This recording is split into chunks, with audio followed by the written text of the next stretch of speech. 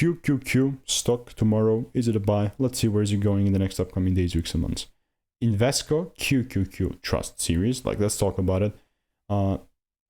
Invesco is sitting at $462 and is like 2-3% down for the day. The market is still open, so we are really going to see where it's actually going to close and whatnot. Looking at QQQ, zooming out, my previous idea on it was pretty decent. You know, I had a pretty decent bullish ideas, and this is in November 2022. It was a high time frame idea, but guess what's happening? I mean, the price is really kind of delivering that. So even though, like, when I'm looking at QQQ, what I'm going to do is just going to zoom back a little bit. Actually, let's remove all of this. Let me just show you the proof.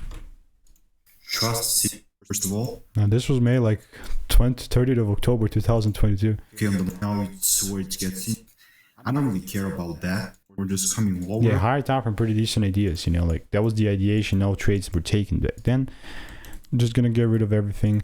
You know, this is a pretty bullish market for me. So how is it gonna look like?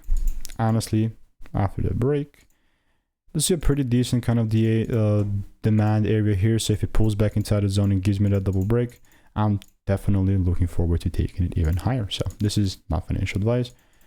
If you want to learn the strategy that I'm using for free, check the first link in the description. All reviews are 5 stars, and I'll see you in the next one.